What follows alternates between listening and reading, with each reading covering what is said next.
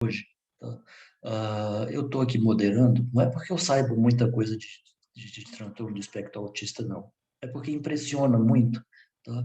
Que, de repente, começou a haver uma quantidade enorme de diagnósticos. Eu, hoje de tarde, conversava com a Mila sobre isso.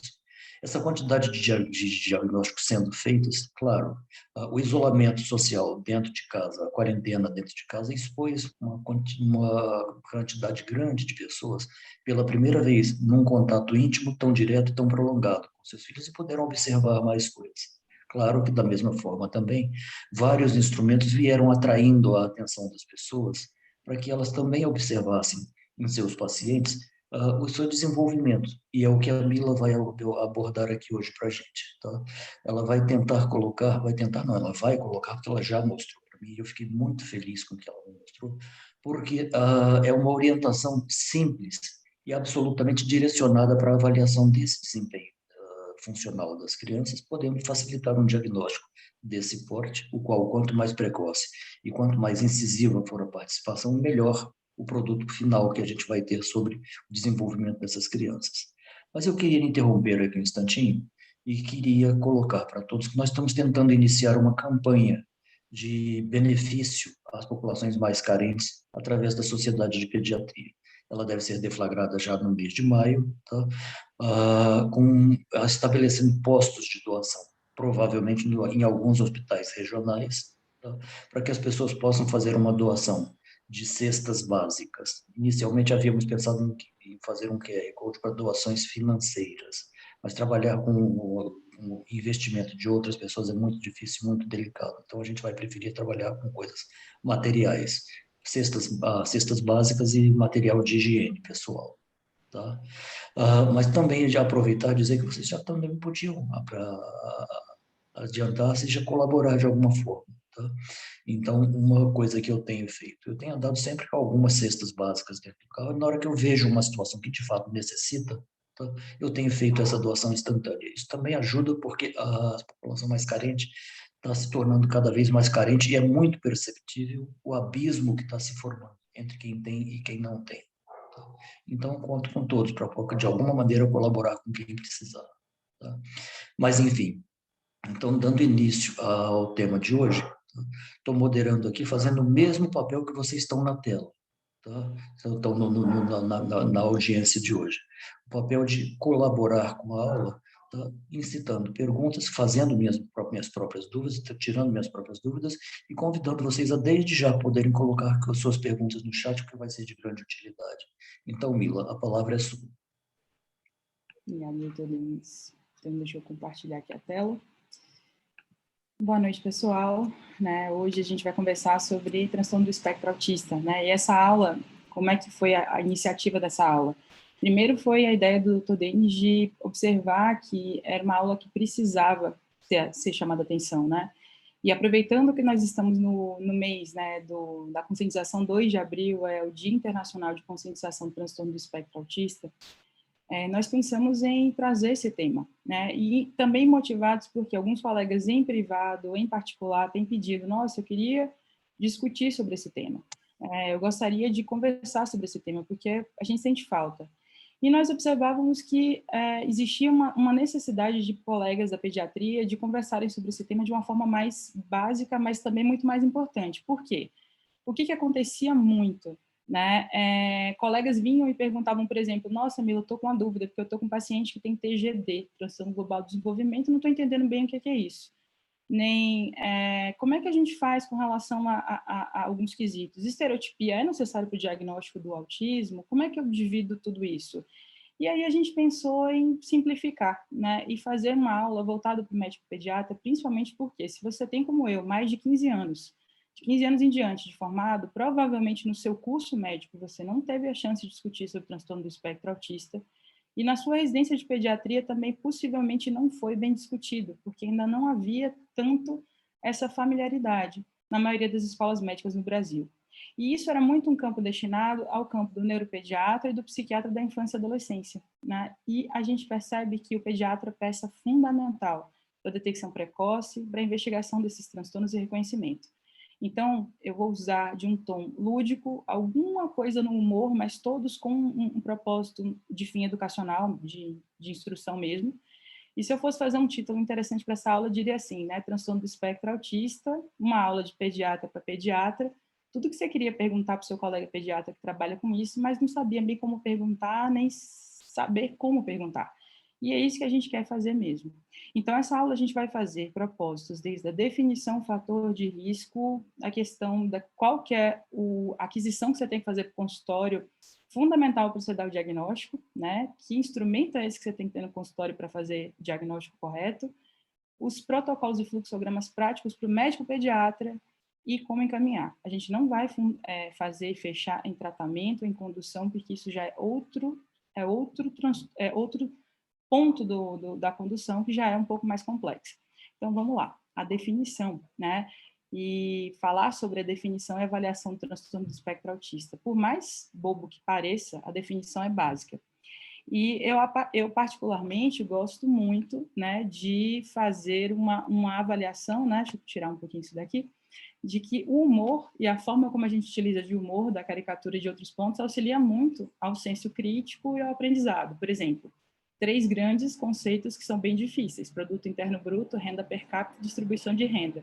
Em 3 quadrinhos, eu faço uma inferência, provavelmente, desse conceito, e ainda faço uma crítica, uma crítica construtiva com relação a isso. Combinado? Então, a gente vai utilizar muito nesse sentido, né, nesses pontos, para que a gente consiga trabalhar os conceitos básicos. Então, a definição do transtorno do espectro autista é fundamental para a gente entendê-lo, né? É um transtorno do neurodesenvolvimento. E o que significa isso? Significa que é um distúrbio do desenvolvimento neurológico e começa presente desde a infância ou início da infância, mas pode não ser tão detectado até mais tarde por conta das demandas sociais mínimas dessa criança, ou de apoio que essa criança conta, e a atenção dos profissionais, e especialmente se ele teve acesso a um pediatra no curso do desenvolvimento e na questão da sua puericultura, na vigilância do desenvolvimento e do crescimento. E a gente vai trabalhar várias vezes com esse diagrama, né? O transtorno do espectro autista é um transtorno do neurodesenvolvimento que acomete déficits na comunicação social e falada, né? Essa interação social e essa fala, e interesses restritos. Então, essa interseção é o que a gente chama de transtorno do espectro autista. Vamos lá. E aí, a gente tem sistemas classificatórios interessantes, que são complementares e não são excludentes. Quando a gente fala de sistemas classificatórios, e eu preciso entendê-los para que não haja muita confusão, todos nós médicos conhecemos uma coisa chamada CID-10, Classificação Internacional de Doenças, que está na sua 10ª edição, que foi feita no ano de 2000, a última. E a CID-10, ela serve para parametrizar alguns diagnósticos. E, por exemplo, se eu receber um relatório de um médico da Filipina e ele me disse que a CID-10 é F84, eu sei que ele está falando de um comportamento referente ao autismo ou transtorno do espectro autista. Só que a doença mental, que na verdade não é doença mental, esse termo não existe, eu fiz de propósito para a gente chamar a atenção, é transtorno mental. E aí a gente fala, transtorno mental precisa de uma parametrização. E para parametrizar coisas que são especialmente de avaliação clínica, para melhorar a especificidade e a sensibilidade de diagnósticos de avaliações clínicas, eu preciso de evidência. E aí surgiu, com o tempo, nos Estados Unidos, uma coisa chamada DSM, que é um diagnóstico de transtornos mentais, que está atualmente na sua 5ª edição. A gente vai usar para os esses dois conceitos. E vocês vão ver que o DSM auxilia imensamente ao profissional e não exclui, por exemplo, a categoria da CID-10.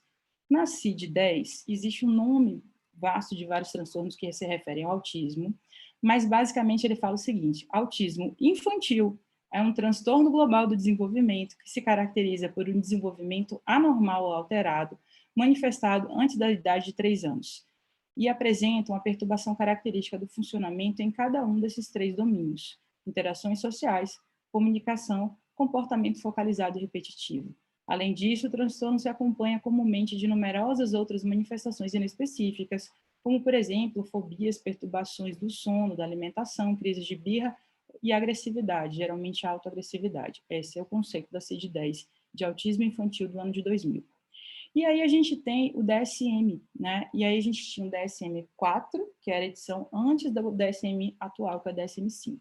O DSM-4 falava que era um desenvolvimento acentuadamente anormal da interação social e da comunicação social, e um repertório muito restrito de atividades e interesses. Esses índices eram 4 vezes maiores no sexo masculino, e, por favor, existem meninas que têm transtorno do espectro autista, ok? São mais comuns, mas isso não quer dizer que a menina não tenha.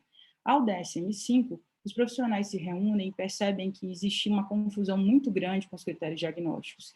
E eles começam a sugerir algo mais simples, porque, convenhamos, é muito preciosismo achar que, com um pediatra, que precisa de um mundo de informações, que ele vai ficar se familiarizando com mudanças nas classificações diagnósticas ou nomenclaturas específicas que o neuro conhece bem, que o psiquiatra conhece bem, que as pessoas que trabalham com transtorno mental conhecem bem, mas acabam se tornando confusas para o médico clínico, especialmente para o pediatra. Então, ele muda essa nomenclatura e vocês vão entender por quê, né? Antes, a gente tinha um transtorno global do desenvolvimento, onde debaixo desse guarda-chuva tinham vários transtornos. A gente vai voltar a esse guarda-chuva daqui a pouco, mas vejam por que era interessante mudar essa nomenclatura. Na CID-10, a gente tem que os transtornos invasivos do desenvolvimento são autismo infantil, autismo atípico, síndrome de Rett, outro transtorno desintegrativo da infância, transtorno de hiperatividade associado a retardo mental e movimentos estereotipados, síndrome de Asperger, outros transtornos invasivos do desenvolvimento e transtorno invasivo do desenvolvimento não especificado. Na DSM-4, que era aquele outro sistema, a gente já falava os termos antes da atual, transtornos globais do desenvolvimento. E aí falava transtorno autista, transtorno de Rett, transtorno desintegrativo da infância, transtorno de Asperger, transtorno global de desenvolvimento sem outra especificação, déficit de atenção, transtorno disruptivo, autismo verbal, autismo não verbal, autismo ecolalia, autismo alto funcionamento. Nossa, cansa, né? Até para a gente que é da área é algo confuso. Então, eles chegaram, estudiosos, em forças-tarefas do mundo inteiro, reanalisando e discutindo esses processos. Vamos simplificar isso daí. Vamos chamar agora que quando tem um transtorno que aparece na infância e que tem déficit na comunicação social e na falada, né, e com interesses restritos, a gente vai chamar isso de transtorno do espectro autista. E aí a gente apenas classifica em nível de gravidade, onde a gente tem um transtorno leve, moderado ou grave. Leve, quando a gente tem uma criança, um adolescente, ou até um adulto que vai até a idade adulta, muito mais autônomo, muito mais, sem necessidade de muita de intervenção, né? Ao nível 2, um apoio substancial, e o nível 3 é uma criança, um adolescente, uma pessoa que precisa de quase todo o tempo nas atividades menores ou mínimas de uma intervenção, porque ele não consegue funcionar sem um apoio auxiliar. E aí a gente consegue ver que o DSM, então, simplifica isso, acaba com aquele termo TGD, então é um termo que a gente vê de desuso, né? A gente vê muito mais TGD, mais no âmbito da questão educacional, que está se adaptando à nomenclatura do transtorno do espectro autista, mas a gente sabe que o transtorno do espectro autista, então agora, a gente tem a síndrome de Asperger e o transtorno autístico, né, tudo junto, e alguma coisa parecida, mas que está dentro desse aqui, com o transtorno do espectro autista. Então, a gente precisa entender isso, né, para que fica mais fácil. Então, o DSM-5, que está aqui embaixo, transforma, então, os transtornos globais do desenvolvimento em atraso global do desenvolvimento e apenas separa entre transtorno do espectro autista e transtorno de comunicação. E nosso foco de atenção é transtorno do espectro autista. Essa mudança refletiu uma visão científica de que aqueles transtornos, na verdade, eram a mesma condição com gradações em 2 grupos de sintomas. Então, eu podia ter déficit na comunicação e interação social e padrões de interesses e comportamentos e atividades restritas. Apesar da crítica de alguns clínicos falarem que, por exemplo, o Asperger é um pouquinho diferente, costuma não ter um atraso tão comum com relação à fala, mas tem um atraso com relação à comunicação, mas os teóricos e vários pesquisadores da Academia Americana de Psiquiatria entenderam que não há vantagens diagnósticas ou terapêuticas nessa divisão e que isso muito atrapalhava o clínico, especialmente o pediatra, que ficava sem entender muito bem, porque se eu dou às vezes eu já vi colegas falando que uma coisa é TGD, sem compreenderem, por exemplo, que aquele TGD era um transtorno do espectro autista. Então a gente às vezes perde a possibilidade da janela ou de uma atenção maior, porque TGD acabava ficando como uma coisa inespecífica. Então, a gente agora chama isso, desses comportamentos que nós mencionamos, de transtornos do espectro autista. E isso é interessante, né? Esse diagrama a gente vai ver várias vezes, porque quando eu falo de comunicação social, é algo que a gente tem que entender que é um pouquinho mais complexa do que a gente está habituado. E, às vezes, talvez, a gente fala de crescimento e desenvolvimento, mas não fala muito da comunicação social. E ela é uma coisa bem complexa. Por quê? Para eu funcionar socialmente, eu preciso aprender as regras de convívio social, ou seja, por que eu dou bom dia, por que eu tenho que esperar a minha vez, por que eu tenho que ouvir você falar de uma coisa que eu não estou muito interessado e não posso falar do que eu mais gosto, por exemplo, que é trem, e eu tenho que ouvir você, porque isso é uma troca. Então, a gente tem que ter um negócio chamado cognição social, saber a interação social, entender que a linguagem também envolve a leitura e a escrita, às vezes, e é também a questão da fala e de escutar o outro, e entender um pragmatismo, que é a interseção de tudo isso. E, por exemplo, as pessoas que têm transtorno do espectro autista costumam ter dificuldades em entender ironias ou figuras de linguagem. Então, se alguém fala assim para ele, poxa, fulano, vai ver se eu estou na esquina, ele pode ficar confuso e literalmente tentar ir até a esquina para ver se você está lá, para ver se ele tem que ver lá. Por quê? Porque ele não entende essa ironia. Então, essa comunicação social, ela tem prejuízo. Por quê? Porque, do ponto de vista neurológico, sem entrar muito fundo, porque isso ainda está muito em investigação, os pesquisadores têm identificado que questões da arquitetura cerebral funcionam de forma um pouco diferente ou muito diferente das pessoas chamadas neurotípicas, e essas interpretações de estímulos do meio, sejam eles sensoriais ou sejam eles de fala e escuta, são anômalas e acabam causando confusão ou má interpretação com relação a esse transtorno, com a pessoa que tem um transtorno. E aí a gente vê aqui exatamente o espectro autista, onde a gente vê que existe uma gradação, né? O espectro da ideia de cor. Cor, eu tenho intensidade, então eu posso ter um quadro mais leve, mais claro de cor, como mais intenso. Então é exatamente isso que a gente tem que imaginar. É um espectro de intensidade e de sintomas que são todos que aparecem na infância, que têm interesses restritos com alterações da comunicação social e falada, ok? Então, falei da definição, que a gente precisava entender, talvez alguns de vocês não tivessem tido a chance de falar disso e ficava muito confuso. Eu percebi isso com os residentes, esclarecendo isso ajudava bastante, então vamos para entender. Eu já sei o que é, Mila. Agora você vai me explicar como é que é para eu tentar.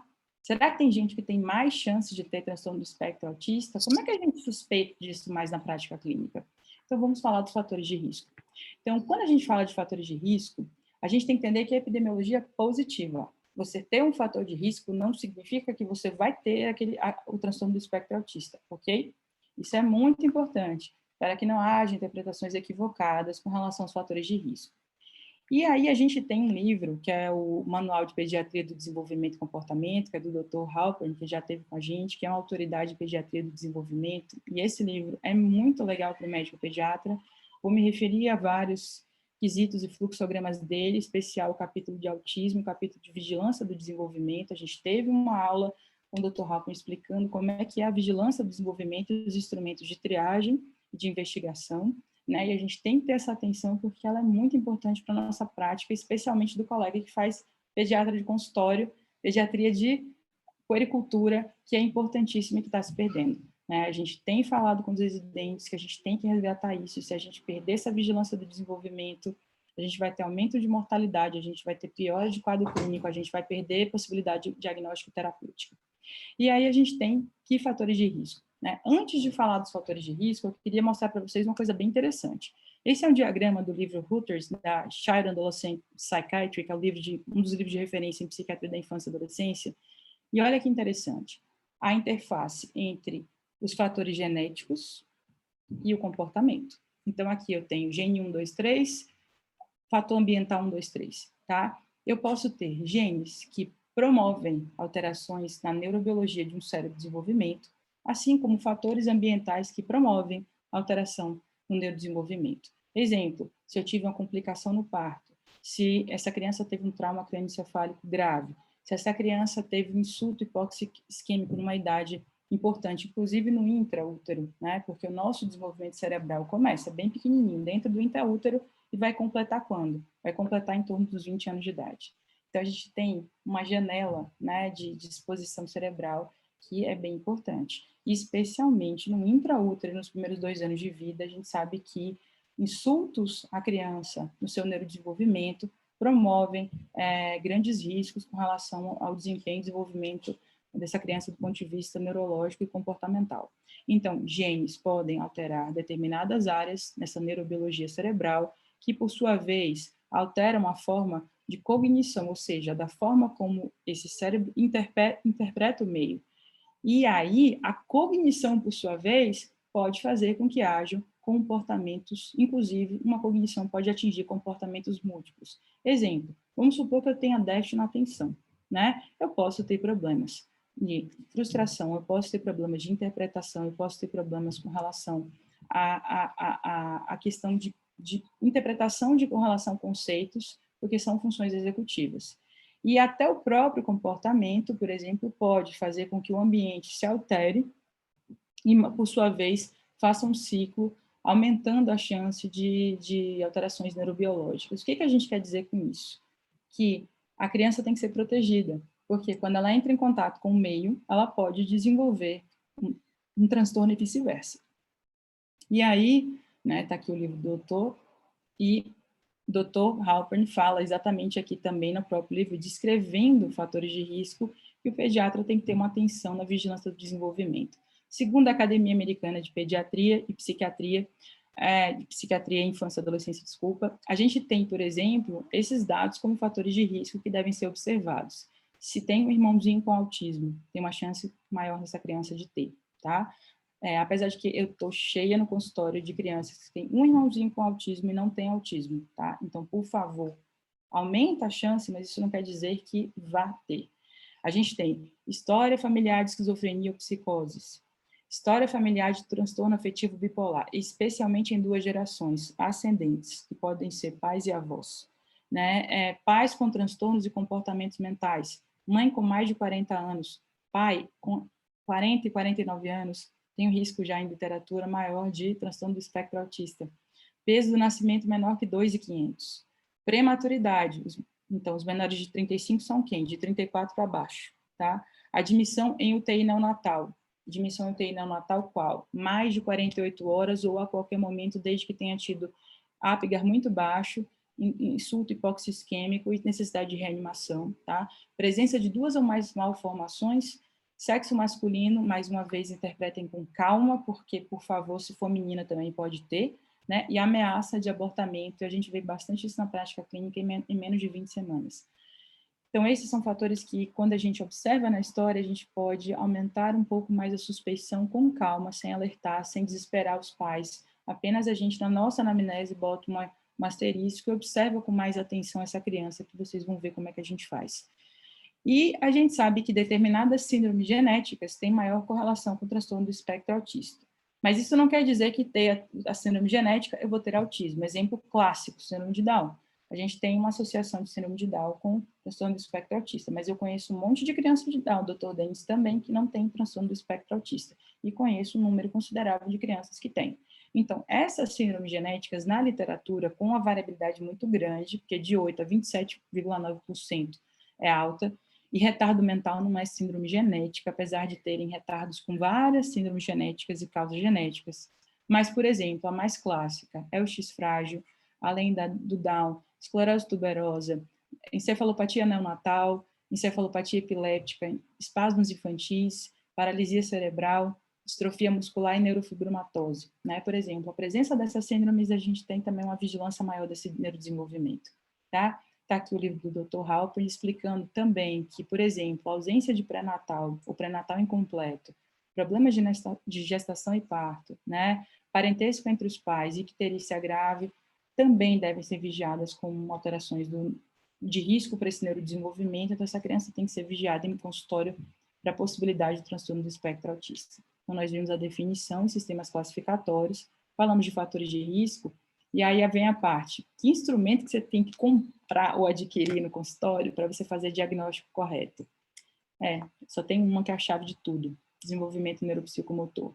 Velha e boa puericultura, velha e boa consultório de pediatria, a gente tem que voltar a valorizar.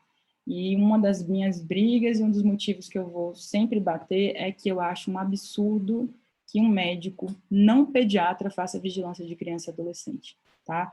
Não acho que seja correto. Acho que nós temos uma coisa chamada Estatuto da Criança e Adolescente, onde está lá escrito de forma bem nítida que a criança tem que ter a melhor saúde possível, e é um absurdo ela ser privada do pediatra para assistência do neurodesenvolvimento. Se um pediatra, se eu tenho que puxar a orelha, às vezes, de residente, que às vezes não sabe, com todo, e são os fofinhos, mas tem uns que eu puxo a orelha de bondade, né, com minha irmã mais velha.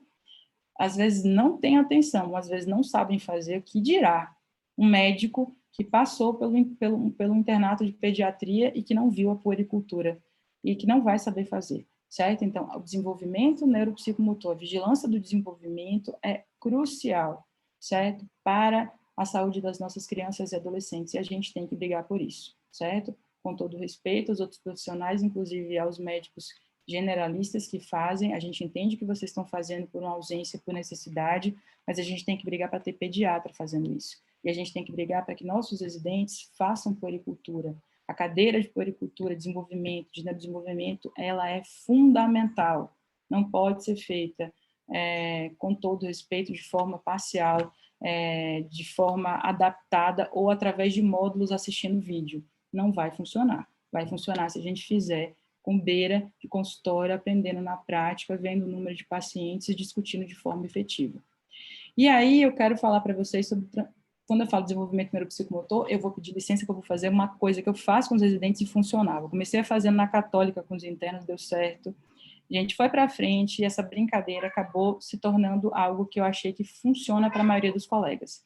O que a gente tem de principal, né? O que a gente tem de mais importante? O desenvolvimento neuropsicomotor realmente é bastante difícil, né? Eu entendo, porque quando eu comecei a estudar desenvolvimento neuropsicomotor, por exemplo, a gente teve uma dificuldade muito grande com relação aos quadros que a gente tinha de estudo. Então, geralmente eram tratados muito difíceis, eram tratados densos e que às vezes eram difíceis da gente fazer um acompanhamento de forma adequada. Então, eu fiz uma brincadeira. Eu fui pesquisando se não existiam, por exemplo, tratados, outros pontos que seriam mais adequados. E eu comecei a achar, quando eu fui e visitei, principalmente para a Inglaterra, eu percebi que lá eles tinham uns livros mais didáticos. E aí tem esse livro que eu vou mostrar para vocês, que é do Dr. Lissau e do Claydon, que é do St. Mary's de Londres, que a gente adotou, que é o Manual Ilustrado de Pediatria, e tem um capítulo de neurodesenvolvimento que eu acho que todo mundo se apaixona, né? Por quê? Porque a gente tem tido muito mais variações mais didáticas com relação a esse método. E aí a gente faz o quê? Eu fiz uma brincadeira com os meninos. Eu falo que desenvolvimento neuropsicomotor é como se fosse uma pizza, né? E para eu entender dessa pizza, eu preciso entender que desenvolvimento neuropsicomotor é como se fosse um restaurante de rodízio, né? E para eu entender, e esse restaurante de rodízio, ele só tem 4 sabores. E para eu falar se esse rodízio presta, eu tenho que comer dos 4 sabores. Não tem jeito. Aí a gente já pode verificar como é que funciona através do momento que a gente investiga de forma tranquila. Então, o que a gente vai fazer? Né? A gente vai olhar cada sabor de pizza dessa. E aí eu vou mostrar para vocês que 4 sabores de pizza a gente tem na pizzaria do desenvolvimento. A gente tem motor grosso, motor fino, certo? Com visual, social, emocional e comportamental, linguagem e fala. Eu sei que todo mundo na pizzaria tem os sabores favoritos. Tem gente que gosta da pizza de mussarela ou de calabresa, tá aqui. Vocês sempre veem o motor grosso muito bem. Mas o pessoal não gosta das pizzas exóticas, como eu gosto, por exemplo, que é uma havaiana. Tá aqui. Então, a gente tem que, mesmo que você não tenha um hábito, experimenta, porque a gente vai precisar que você olhe essas 4 a partir de agora na sua consulta, para que você diga se está funcionando ou não. E aí a gente vai ver como é legal de olhar cada uma. Então, mais do que ensinar, a capacidade não é essa, mas é um roteiro para que você comece a olhar com carinho e, quem sabe, se debruce sobre o estudo num tratado legal. Então, essa brincadeira que eu faço é um aperitivo para que você comece a abrir o apetite para digerir o tratado lá de pediatria, que tem os capítulos ou livros mais específicos com relação ao neurodesenvolvimento. Então, está aqui o livro que eu acho super legal, né? Ele é fácil de encontrar. E aí, nesse mesmo livro, a gente tem umas coisinhas aqui. Por exemplo, vamos falar sobre a parte de linguagem, certo? Então, os marcos principais. O bebezinho, já ao nascimento, ele já reage a sons mais fortes. E com 3 a 4 meses, ele começa a lalação. Ele começa a fazer Aos 7 meses, se você pegar um chocalho, qualquer coisa, ele olha e localiza o som para onde ele está indo. Aos 7 a 10 meses, ele começa a duplicar sílabas. E ele principalmente fala uma palavrinha chamada mamá. Por que o ma e o papá são sons labiais? Eu faço a brincadeira com os residentes, já devem ter ouvido isso milhões de vezes, eu desafio qual é a linguagem que vocês reconhecem que a palavra mãe não começa com M. Por quê? É um som mais fácil de fazer, né? 12 meses, a criança já tem que falar 3 palavrinhas, além de mamar ou papá, né? E aos 18 meses, eles já localizam onde é que está o nariz, boca. Então, a tia Mila, como os residentes falam, né? Fica cantando a música lá, cabeça, ombro, joelho, pé, né? Porque onde é que está a orelha, os olhos, nariz, aquela coisa toda, para a gente ver se a criança já começa a mostrar para a gente. Aos 20, 24 meses, a criança já faz alguma coisinha do tipo dar ursinho, dar água, au, pá, má, já pede alguma coisinha aqui. E aí eu quero chamar a atenção que o uso do pronome eu não aparece ainda nessa fase, né? Então, se você, às vezes, está meio sem jeito, como residente, não sabe como falar com a criança que está na sua frente, com a qualidade 2, pergunta a ela pelo nome dela. Então, não pergunta, você quer água? Ela, às vezes, fica olhando para você assim, meio do tipo, hã? Você pergunta, Valentina quer água? João quer água? Ele, João quer, porque eles falam tipo jogador de futebol, na terceira pessoa, sabe? João quer isso, Maria quer aquilo. Porque a consciência do eu, esse pronome eu vai ser colocado, vai aparecer em torno de 2 anos e meio, 3 anos, tá?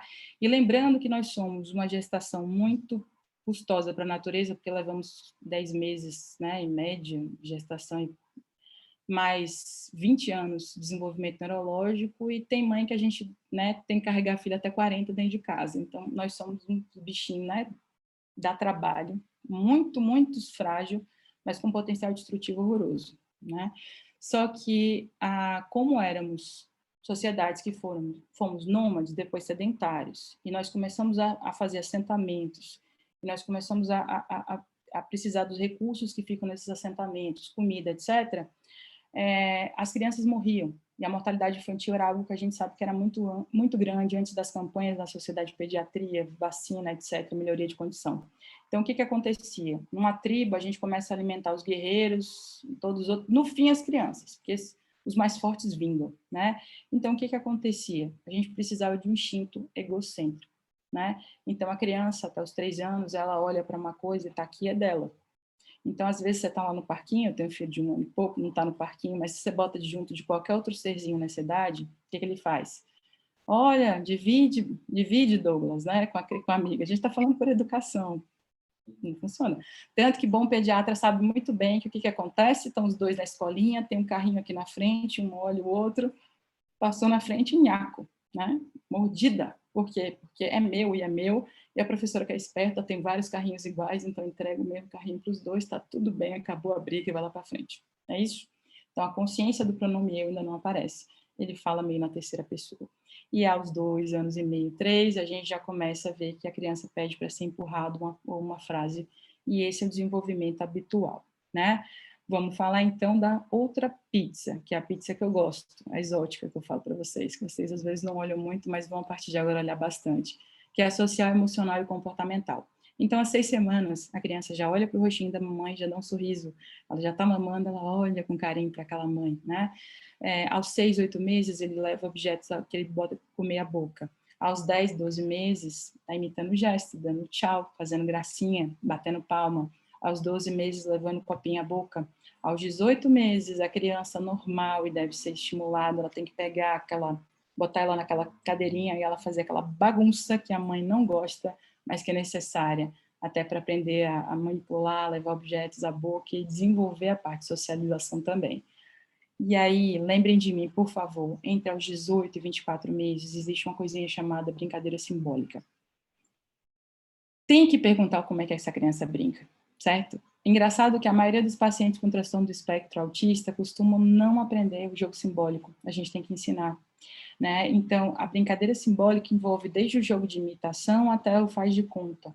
Então, vocês vão ver que uma boa parte das crianças com transtorno do espectro autista costumam brincar de forma meio estereotipada, não é bem o termo estereotipado, mas é uma forma diferente do que a gente espera de uma criança habitual. Então, ela brinca, quando você pega, por exemplo, um Homem-Aranha aqui, pega o outro Homem-Aranha aqui, ela vai brincar com você de bater, ou de de imitar o Homem-Aranha, né? Uma criança com transtorno do espectro autista pega o Homem-Aranha muitas vezes em fileira, né? E tem uma certa rigidez, não se interessa muito pela troca na brincadeira, ou não brinca de faz de conta. Então, ela pega um carrinho, ao invés de fazer vrum, vrum, né? Não, é girando, empilhando, enfileirando ou similar, certo? E aí a gente tem aos 2 anos já começando a já avisar que está fazendo xixi ou alguma coisa parecida, não necessariamente controle de desfraude, por favor, que não é bem por aí. E aos 3 anos a criança tem uma coisa chamada brincadeira paralela. E aí eu queria chamar a atenção que eu já vi algumas palestras, não palestras médicas, mas já vi algumas coisas do tipo assim, se a criança já até 3 anos, né, não brinca com outra criança, isso é sinal de autismo. Não.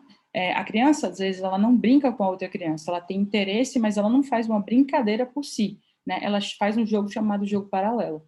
Tanto é verdade que, se vocês lembrarem de como são as crianças do primeiro grauzinho da escolinha primária, né? Do prezinho, que geralmente são as de 2, 1 ano e meio, a professora está lá na frente cantando a musiquinha da Xuxa, outra coisa lá, e elas estão assim. As de 4 já estão batendo no outro, já está fazendo bagunça, a professora já, fica aqui, fulano, não sei o que. Por quê? Porque elas ainda estão aprendendo essa interação, certo? Então, a interação aos pares acontece nos 3 anos. Isso não quer dizer que eu não vá implementar a vigilância, mas eu não posso dizer para a mãe que porque ela não está brincando com 2 anos e meio e 3 com outra criança, isso significa que ela tem transtorno do espectro autista, como já aconteceu de receber pais em consultório muito atordoados, com a criança até com desenvolvimento normal, com essa fala, e não era, e eles ficam bem assustados, e geralmente, graças a Deus, não é médico que faz isso, geralmente é um profissional que não tem muita, às vezes é na escola, com boa vontade, mas a gente tem que tomar cuidado como a gente fala com os pais, porque senão a gente vem com um nível muito grande de ansiedade. Aqui está o motor grosso, que eu vou passar bem devagar, porque vocês já sabem de có e salteado, como é que anda, senta sem apoio, aquela coisa toda.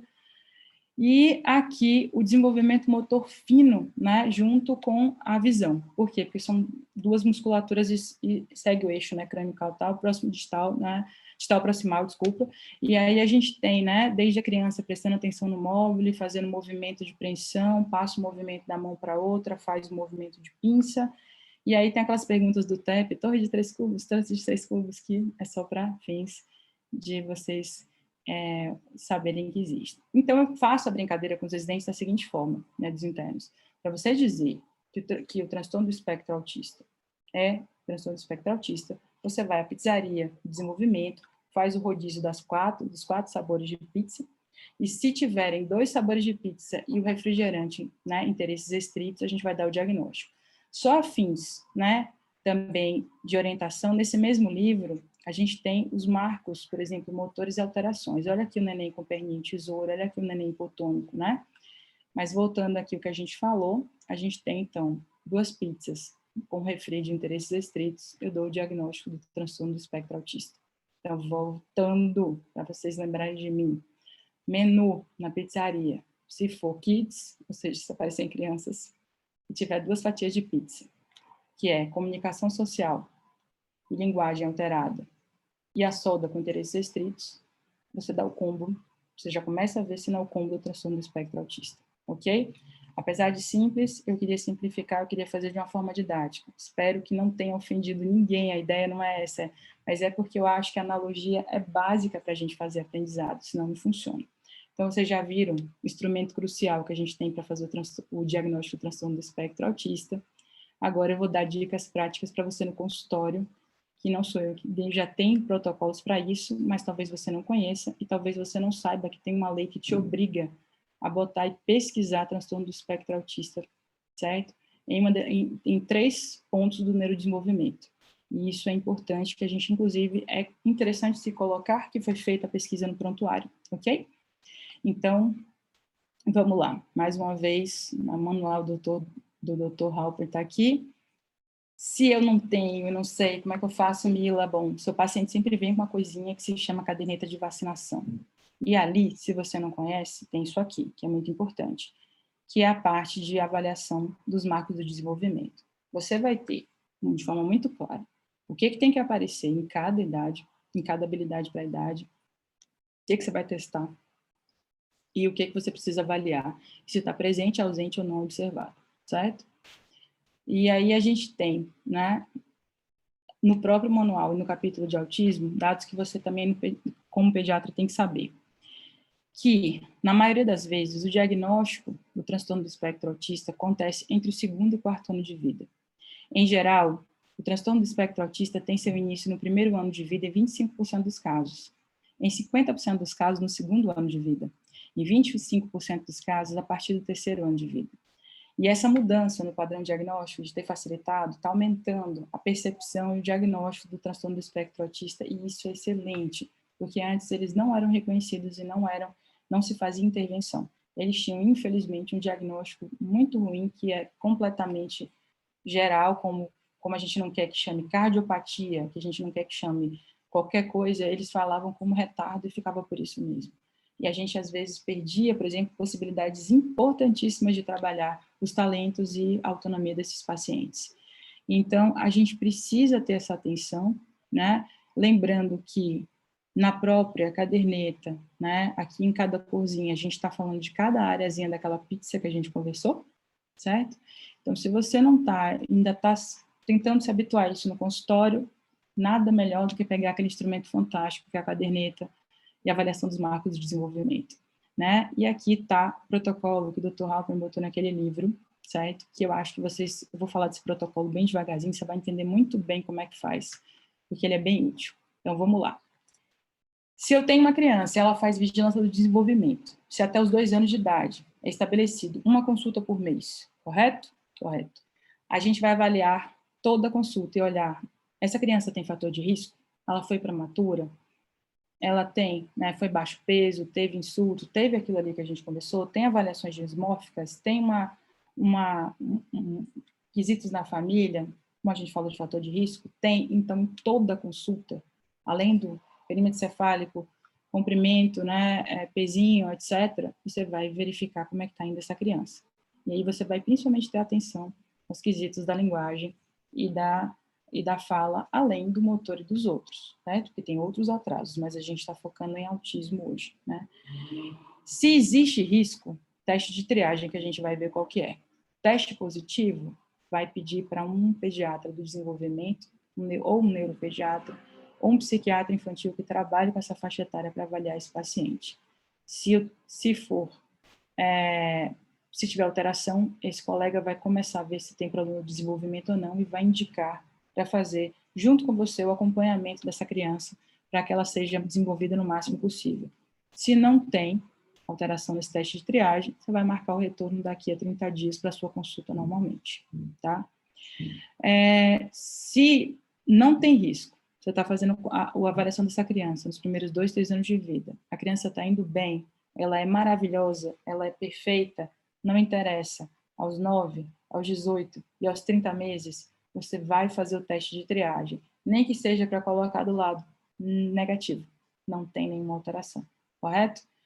E vai fazer visitas de rotina. E que teste de triagem é esse? Nós temos 2 ou 3, mas o que a gente aceita e que a legislação brasileira pede que a gente faça é o que a gente chama de MCHAT, que é uma avaliação modificada de avaliação do paciente.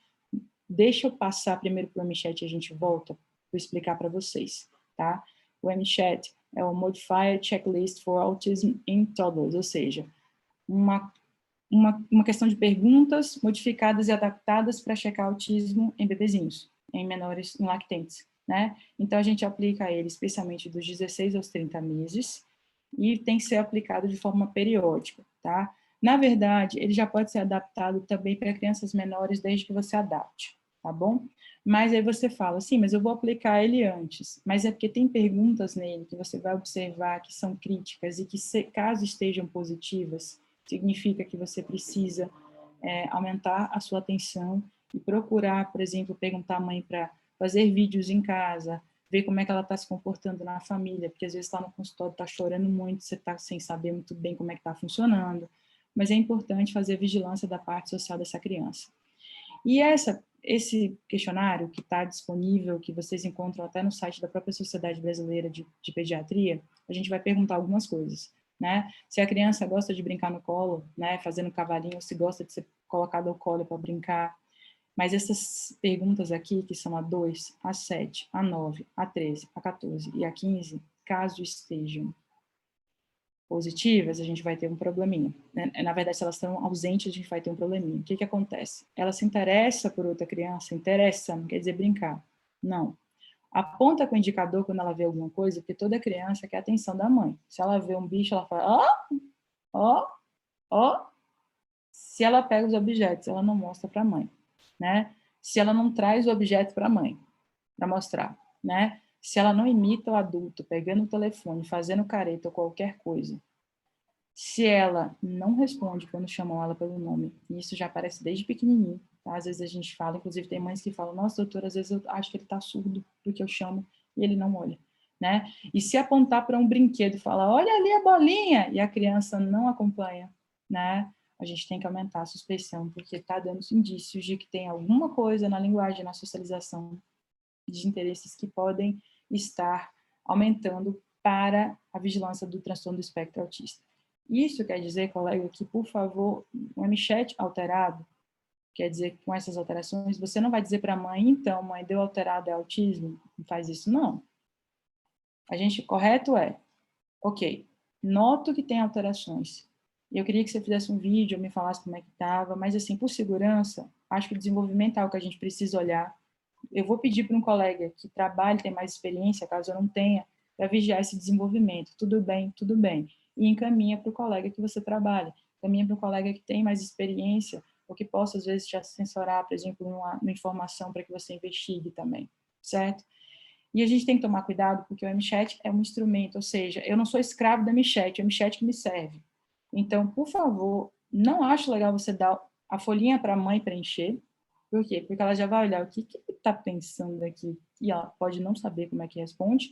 A gente faz, às vezes, quando a gente tem uma mãe da área de saúde, que já está sabendo como é que a gente faz, a gente pergunta que isso é padrão. Mas uma das coisas legais é, durante a consulta de rotina, você inserir essas perguntas, né? E falar, ele está fazendo o quê? Está brincando, comendo? Tá, quando ele brinca, quer dizer, ele brinca não, ele se interessa por outras crianças, ele mostra um objeto, pede para ele pegar aquela coisinha ali na sala, que tem aquele objeto ali, aquele brinquedo que está ali na sala do consultório do pediatra. A criança não olha, a criança não vê, a gente já começa a perceber um padrão de alteração. E caso tenha alteração, a gente vai voltar, né, para fazer essa investigação do rastreio com relação ao transtorno do espectro autista. Ainda no livro do Dr. Halper também, a gente tem um algoritmozinho que serve para muita coisa que eu acho que é interessante, para vocês tomarem decisões até na puericultura. Então, se os pais têm problemas com a linguagem, motricidade fina, impressão global, ou seja, os caracteres da criança, tem uma orelha que está estranha, né? Você não acha que o olho está muito separado, ou essa criança tem comportamentos que está muito molinha, né? É muito hipotônica. Na escola, a escola está sinalizando que acha que ela é muito devagar para que ela está indo, a creche, né? Tria essa criança e faz encaminhamento, a monitorização. Caso haja alterações do comportamento emocional afetivo, também triagem, para a gente ver se precisa fazer algum aconselhamento outra parte. Social, motricidade amplas e autocuidados, a gente também pode fazer um aconselhamento e sugestões de acordo com cada situação, porque às vezes são movimentações do ambiente. E sem preocupações, a gente tria a criança com 15, 30 e 48 meses, de todo modo, além daquela triagem básica. Então, o que a gente está colocando aqui, principalmente, a criança precisa do pediatra em vigilância, tá? Não vai chegar para a gente, certo? Não vai, aqui tem um protocolo muito de falha de 2 ou mais itens críticos, mas se você é um pediatra experiente, já tem falha em um deles, e você acha que precisa avaliar com mais tranquilidade, gente, eu vejo isso bastante de colegas fazendo referência ou pedindo, Mila, o que eu faço? Eu digo, olha, faz uns vídeos, avalia, pergunta para a mãe em 15 dias como é que está indo, pergunta para a babá, o cuidador, e aí me fala, se isso estiver se mantendo, a gente vai ter que avaliar, fazer uma consulta de desenvolvimento. E a gente precisa que o pediatra esteja atento ao seu paciente, por quê? Porque ele não vai chegar para mim que está na psiquiatria, não vai chegar às vezes para a neuro, ele vai demorar para chegar para a gente. Ele vai chegar para o médico pediatra, e é o médico pediatra que cabe reconhecer esses transtornos com mais facilidade e observar com mais categorização. Então, por fim, né, sigam meus bons, é o Chapolin Colorado, porque Chaves, eu gosto do Chaves, os residentes já conhecem essa piada que eu falo. Mas aqui, né, queria que vocês observassem esse vídeo. Chaves. Vocês viram? Quem não viu, vou botar de novo. Olha aqui, tá? Chaves está fazendo estereotipia, certo? Por isso, estereotipias não são critérios diagnósticos para o autismo. As crianças podem fazer estereotipias. Tem pessoas que fazem estereotipias e movimentos estereotipados que não é transtorno do espectro autista. E é verdade, os pacientes com transtorno do espectro autista têm muito mais estereotipias. E essas estereotipias servem muitas vezes para regular, porque como eles têm um cérebro que parece que é mais sensível aos estímulos ambientais, as estereotipias acabam ajudando eles a concentrar ou a diminuir, por exemplo, o estímulo que está aqui no ambiente, onde eu me acalmo, né, com aquele movimento que às vezes eu faço, ou então que eu, né, movimento tem estereotipias motoras, estereotipias vocais, estereotipias são movimentos voluntários, intencionais, mas que a pessoa não consegue controlar e que ela faz para se regular, tá? Então, eu sempre brinco com os meninos, que eu lembro muito, que eu vejo crianças, que às vezes vêm para mim também, com desenvolvimento normal e que tem estereotipia.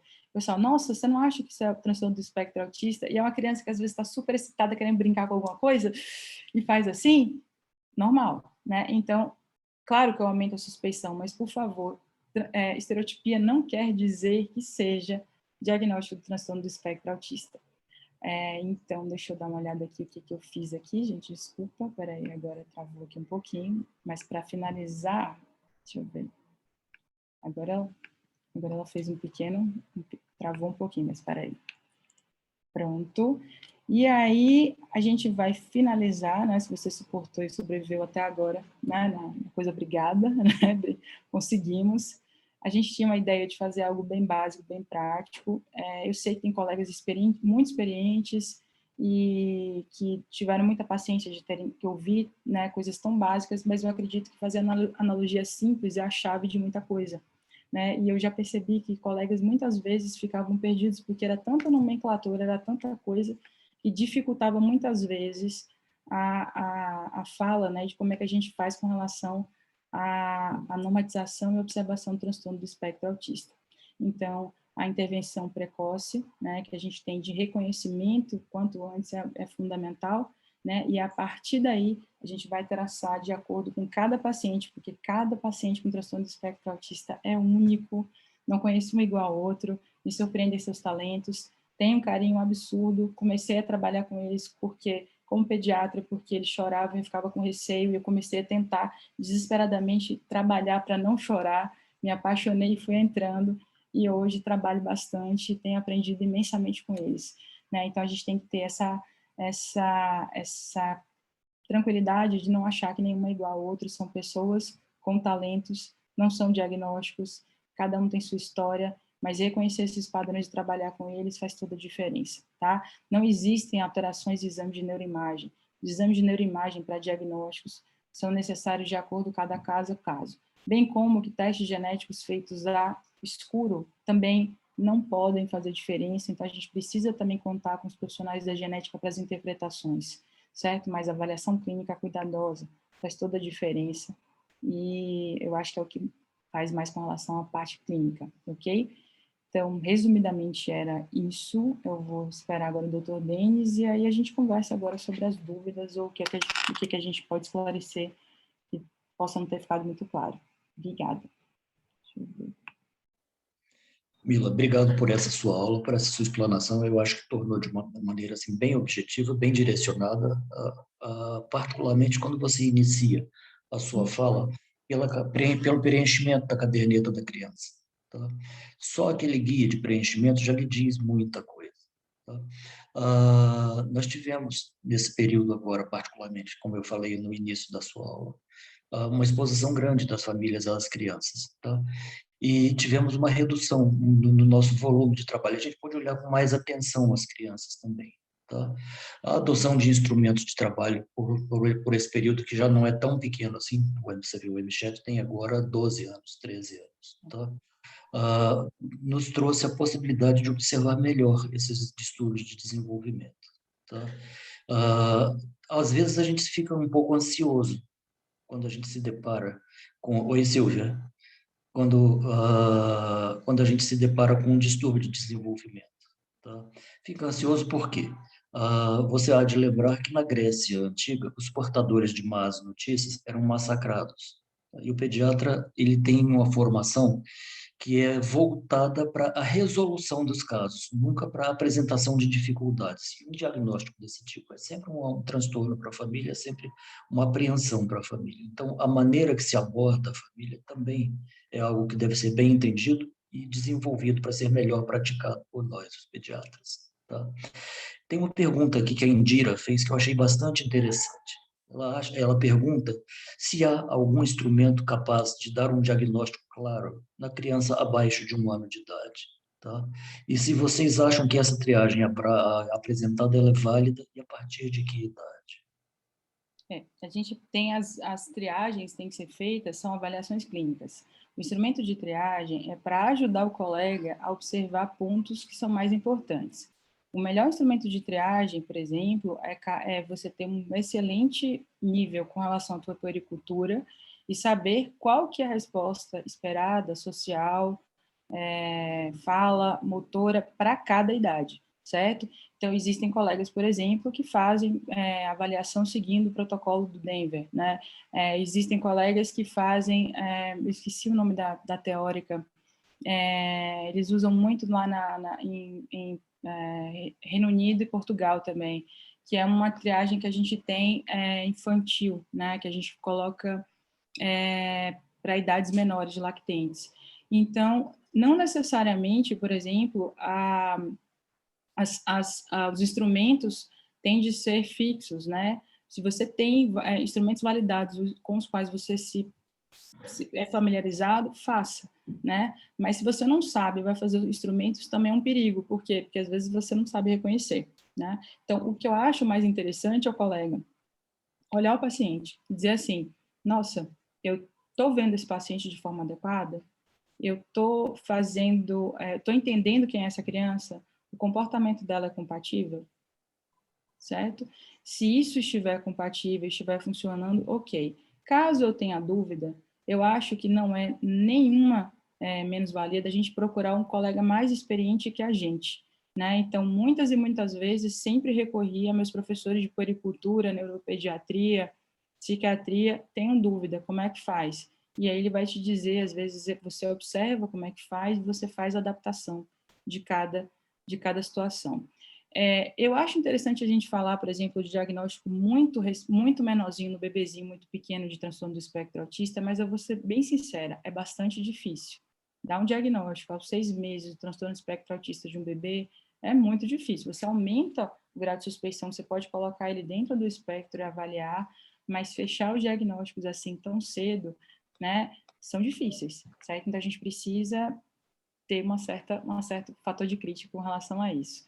Aproveitando aqui, algumas pessoas perguntam, quando a gente fala do MChat, a gente está falando da aula de hoje, a aula de hoje é de pediatra, tá? Então, assim, com relação à avaliação de outros profissionais, cada classe tem alguns outros quesitos, mas, inclusive, ato médico diagnóstico de condições médicas. Então, assim, eu não sei informar com relação aos outros profissionais. Hoje a aula que a gente está fazendo é voltada para o médico pediatra. Então, para o instrumento do pediatra, a gente tem a validação do MChat para avaliação do desenvolvimento, certo? Aí é mais para chamar essa atenção com relação a esse tema. Muito bem, Mila. Em relação ao MChat, é também uma observação que eu faço. Tá? Muitas vezes a gente tende a repetir as perguntas do MChat da forma como elas estão escritas para as famílias. E as famílias têm um nível de percepção altíssimo, elas sabem do que você está falando. Tá? E isso quando a própria família já não chega falando para você das respostas do MChat. Tá? Então, isso te traz até um certo desconforto, porque você já sabe que a família está falando de autismo. Como é que você vai prosseguir nessa consulta? Tá? O Luiz Antônio faz uma pergunta aqui que eu também acho bastante interessante, até porque foi a partir dessa situação que eu me toquei que eu tinha que participar mais da convivência familiar para tentar observar esse desenvolvimento. Tá? O Luiz pergunta, qual o papel da pré-escola na ajuda ao diagnóstico do TEA? Nossa pré-escola e a escola em geral são fundamentais, bem como todos os outros profissionais que lidam com a criança. Por quê? Se a gente pensar, por exemplo, que existem pais que têm famílias, por exemplo, eu tenho, às vezes, famílias com 2 pais, né? E, às vezes, um desses pais trabalha excessivamente ou não tem uma atenção adequada com relação ao quesito de desenvolvimento. Então, a escola que vê a socialização da criança, como é que a criança se comporta, ela tem muitas vezes, e a escola observa o desenvolvimento da criança também, né? De cada profissional em sua área tem uma forma, né? Então, às vezes, eles vão para o quesito, às vezes, de Piaget, de outros pontos que é super legal, ou de escalas de aquisições que devem acontecer na escola com aquela determinada idade. Quando o profissional da pré-escola, ele suspeita, é muito importante. Então, a gente tende a ouvir, sim, os profissionais que trazem essa leitura. Agora, é diferente, por exemplo, da deturpação que acontece, que a gente tem feito críticas construtivas a respeito, como exemplo, eu já peguei pacientes que vêm de uma escola com um questionário que não é o nosso, que eu não sei nem o que é aquilo, com um diagnóstico de transtorno do espectro autista e a mãe em prantos no meu consultório. Então, mais uma vez, diagnóstico é médico. A gente tem todo o diagnóstico multi, mas para a gente vir, a gente tem que tomar bastante cuidado. Por quê? Porque a responsabilidade de um diagnóstico errado cai sobre o médico, né? E a gente precisa entender isso. Por quê? Porque existe uma série de coisas, né? De vez em quando o pessoal inventa condições que não existem, por exemplo, síndrome do pensamento acelerado. Não tem classificação, não tem normatização, a gente tem que tomar bastante cuidado com isso, né? Só que a gente convida, e eu, basicamente, todo mundo que trabalha comigo sabe muito bem, eu não trabalho sem psicólogo, sem psicoterapia, sem multi do meu lado, não tem jeito. E eu vou me recusar a medicar coisa que não é se tem terapia para fazer, certo? Mas a gente tem que entender que quando é com relação a diagnóstico, a gente precisa que o médico esteja lá, porque para evitar erros, porque é muito delicado. Gente, nós fazemos como residência em pediatria, são 3 anos, certo? São 3 anos extensivos de estudo. E a gente sai de lá e ainda tem que estudar mais, né? Então, assim, a vigilância da pediatria é fundamental, a gente precisa ter um cuidado enorme. Alguém está falando que as triagens do tipo PREO são excelentes, eu já vi, só que você tem que ter treinamento, né? E a gente, mas nenhuma delas fecha diagnóstico, porque o diagnóstico é fechado de forma clínica. Então, a gente ouve cada profissional, né? E às vezes eles trazem coisas que são lindas, né? Que a gente olha e faz assim, meu Deus, ele nunca fez isso comigo no consultório. E ele não faz isso com a mãe, mas a avaliação da profissional me traz uma coisa que era importante que estava ali. E assim é a escola. Então, quando a gente faz psiquiatria da infância e adolescência, neuro e a parte de comportamento, é fundamental ouvir os ambientes da criança. Então, a gente precisa que a escola nos dê, né, informações, quem cuida da criança. Quantas vezes eu tive que chamar babá para vir para o consultório? Por quê? Porque sabe mais da criança do que a mãe, né, que convive mais. A avó, né? Ou, às vezes, outras pessoas que convivem. Então, a gente tem que ter todo esse trabalho. É por isso que é uma consulta super demorada e que, às vezes, toma tempo além da consulta, para que a gente entenda melhor como é que está essa criança. Mila, a Fernanda coloca aqui que foi importante você reforçar o preenchimento da caderneta. E eu tenho um comentário também a fazer sobre isso. Finalmente, a gente chegou a um modelo quase perfeito de uma caderneta. Tá? Ele é muito bom e é um instrumento que é para a vida inteira do indivíduo. Tá? Então, essa caderneta deve ser preenchida em todos os seus instrumentos que tem ali dentro. Eu reforço muito isso aí. Tá? Exatamente. Essa caderneta, eu conheço cadernetas de alguns países, nenhuma chega perto da nossa. Não, é Tá? verdade. É verdade. Eu É tenho uma verdade. colocação também para fazer, e essa é uma questão minha. Tá? Com o preenchimento da caderneta, com algum conhecimento de desenvolvimento e com a noção do MChat, tá? Você tem necessidade realmente de você, no papel de pediatra, conhecer algo como o Denver. O Denver é incrível, né? Só que ele exige que você veja, porque ele é bem específico. Inclusive, precisa de treinamento. A gente não tem feito, né? O Denver tem ficado extremamente com os profissionais da Multi, mas fazer conhecimento de como o Denver funciona é incrível, né? Ele é um módulo, é muito completo, é super difícil de fazer sem treino, mas se você olhar, na verdade, ele engloba tudo que você tem, né, de desenvolvimento de outros pontos. O que a gente sempre tem que fazer é que existem livros, como esse do Dr. Halper, e tem outros também, que vão falando de referências e que você pode estudar e que ajudam você a adaptar a cada criança, né? Os meninos que andam comigo morrem de rir porque eu parecia uma sacoleira, né? Quem andava comigo via, lá vem você cheio de treco. Eu entrava antes da pandemia, porque agora quebrou minhas pernas, né? Aí eu andava com a sacola cheia de brinquedo. A pessoa ficava, por que tanta tralha? Eu falei, porque a gente trabalha com o que a gente tem, né? Eu não chego com uma criança e vou pedir para ela para fazer conta. Eu dou uma moedinha para ela e tento ver se ela conta comigo. Eu não peço para a criança ver se ela tem atenção em alguma coisa, eu faço pergunta específica. Eu vou brincar com ela. Então, a gente tem que saber como chegar e como conversar com cada criança. E isso a gente vai fazendo treinando, né? De conversando. Então, assim, puxando aqui a sardinha e falando que eu sei que você fala, e explicando o trabalho e o esforço que o Dr. Halpern faz com relação à pediatria do desenvolvimento, eu acho que chegou a hora da gente ter uma briga para valorizar essa área de atuação, alguma coisa, especialidade, porque a gente precisa que ela participe mais efetivamente. O pediatra do desenvolvimento, ele tem muito a acrescentar, né, e pode ajudar imensamente aos pais com relação a como é que a gente faz essa triagem de desenvolvimento e como é que a gente, principalmente, atua de forma preventiva e mais rápida, né? Por quê? Porque é crucial que a gente trabalhe, né, de como é que a gente aprende, porque a verdade é que um bom número de pessoas, infelizmente, não tiveram acesso a serviços de referência com professores que sabiam como explicar, como atuar, né? E focavam muito no modelo do hospital e não no modelo preventivo. E a gente tem perdido muito de prevenção, né? E a gente precisa, inclusive, ouvir os outros profissionais que também atuam. Por exemplo, a gente vai saber tanto de fala quanto fono, não? E aí a gente chama a fonoaudiologia para ajudar a gente. A gente vai saber tanto de vínculo afetivo quanto psicólogo, muitas vezes, a gente chama o psicólogo para ajudar a gente. E as questões sensoriais, que foi pergunta que a Moema pediu, que não pôde vir, mas perguntou.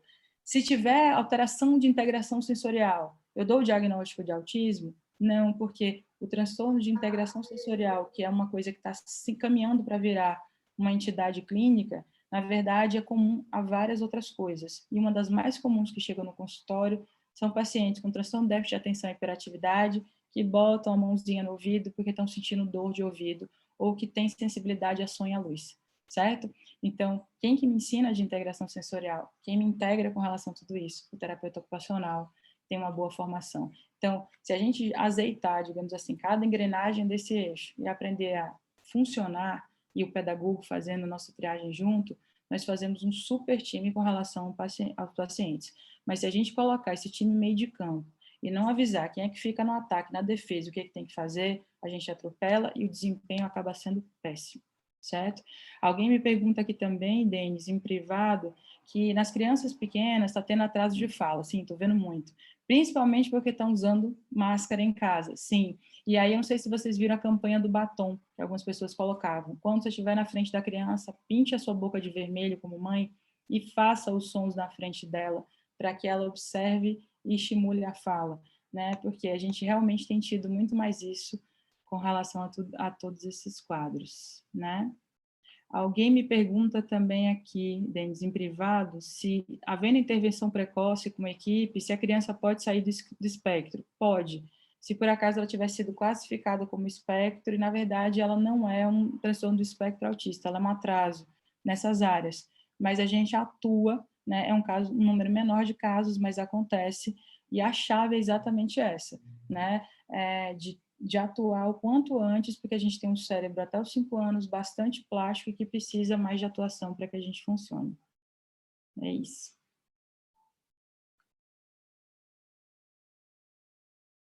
Denis? A Silvia coloca aqui, e outras pessoas também corroboraram, tá? Uhum. Muito bem. Uma vez que você, então, chegou até o transtorno, tá? Você ainda não deu o diagnóstico, mas você já sabe que você tem que tomar alguma atitude.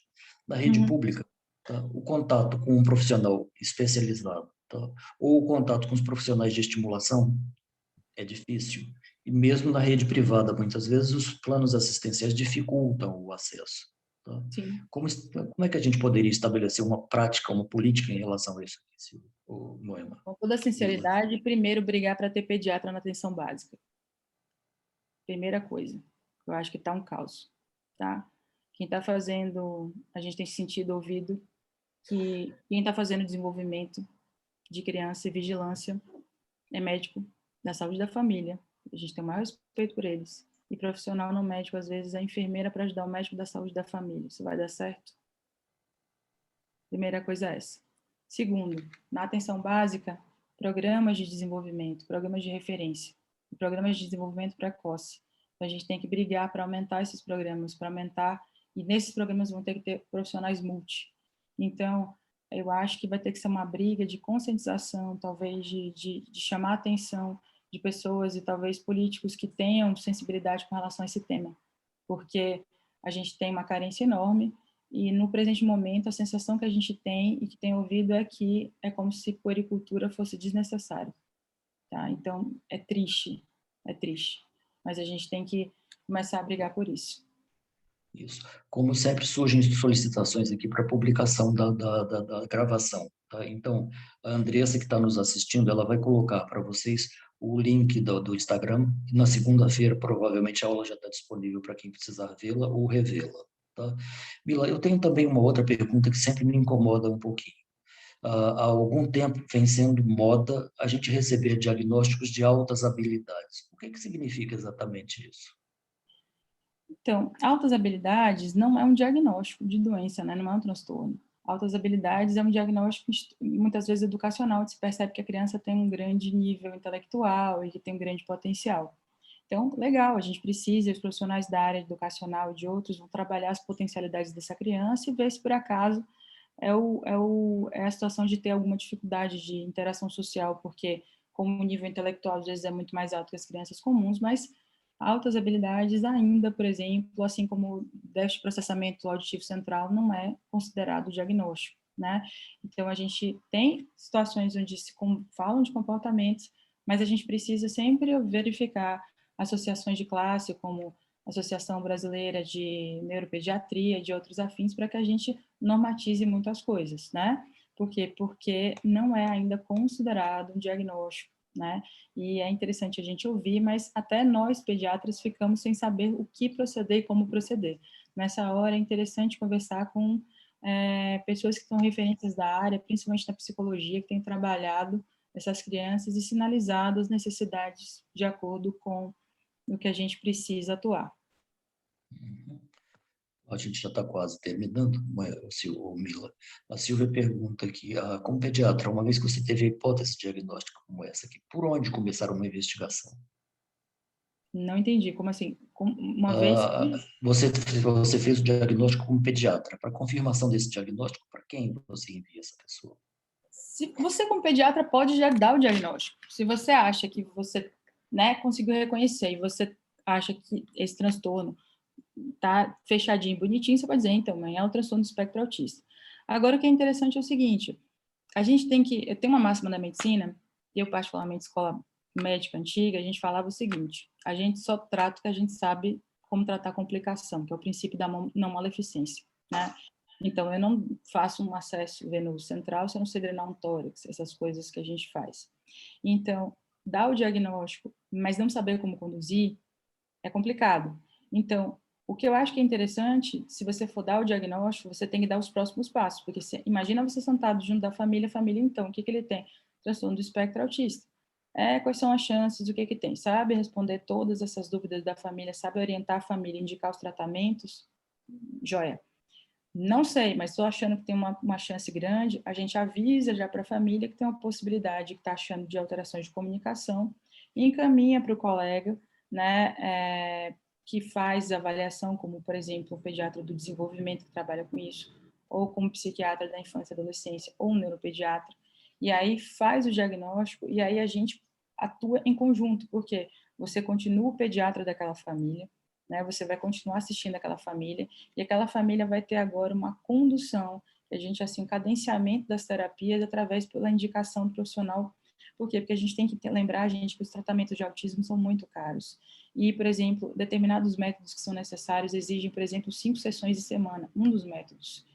E isso acaba inviabilizando algumas famílias. Então, a gente tem que saber muito bem proteger as famílias de terapias que não funcionam, e porque, infelizmente, eles são vítimas, essas famílias são vítimas, muitas vezes, de terapias que não têm funcionamento, né, que extorquem essas pessoas de forma absurda. Então, a gente tem exemplos horrorosos, né, mas profissionais sérios e cadências e tudo direitinho, a gente orientando essa família a fazer tudo direitinho, apoiando, né, entendendo como é que é a possibilidade, entendendo qual é o campo que a gente vai atuar de cada sintoma-alvo, faz toda a diferença. Então, como pediatra, se eu sei e vou conduzir, beleza, não precisa. Você pode pedir até a orientação do neuropediatra e do psiquiatra conforme a tua necessidade. Você mesmo pode conduzir.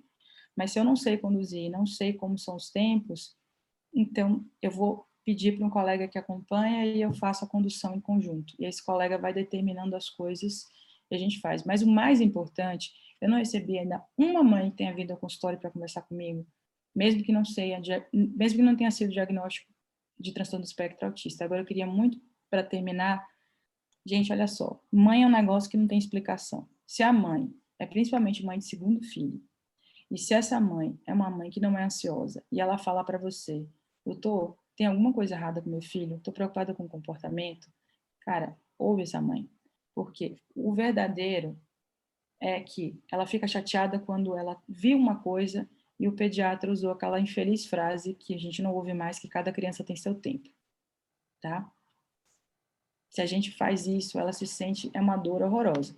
Mas se você, como pediatra, fala, eu acho que tem uma coisinha aqui na socialização ou na linguagem que eu acho que tem que investigar, não sei como é que é, mas vou pedir para esse colega ou esse colega avaliar e você vai ficar comigo também, a mãe te agradece, porque até hoje não veio uma que tenha ficado chateada com um de vocês que tenha mandado vir para pagar uma consulta para fazer uma avaliação de desenvolvimento, tá? Muito pelo contrário, elas ficam mais tranquilas, né? Tira um peso, às vezes, das costas quando a gente não tem uma normalidade. E quando é uma alteração, elas ficam tranquilas porque elas finalmente estão sabendo o que, é que elas estão enfrentando.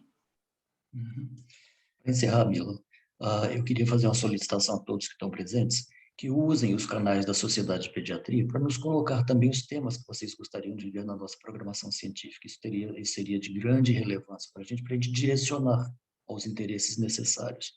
E encerro também com uma colocação nova da Indira aqui, e que realmente tem toda a pertinência. Tá? Você vai preenche a caderneta da criança todinho, você está todo instrumentado com aquele documento, mas você não explica para a mãe o que aquilo significa. Tá? A mãe tem o direito de ter o conhecimento de tudo aquilo que está ali. Tá? Então, eu agradeço muito a você, Mila, por essa aula tão bacana, tão explicativa, tão decidida. Tá? Muitas pessoas elogiando a aula, muitas pessoas agradecendo a qualidade do que foi falado, do que foi exposto. Tá? E convido vocês na próxima semana novamente para a nossa continuidade da programação científica. Boa noite a todos. Aliviada, viu, Denis? Porque eu fiz as brincadeiras, né, que eu faço com os residentes, eu falei, vixe, será que vai dar certo? Mas que bom que deu tudo certinho. Isso, saiu tudo muito bem. O pessoal, todas as pessoas presentes elogiaram bastante, tá? Obrigada, pessoal. Obrigado por tudo. Obrigada. Tá? E até a próxima. Obrigada, gente. Tchau, tchau. Beijo.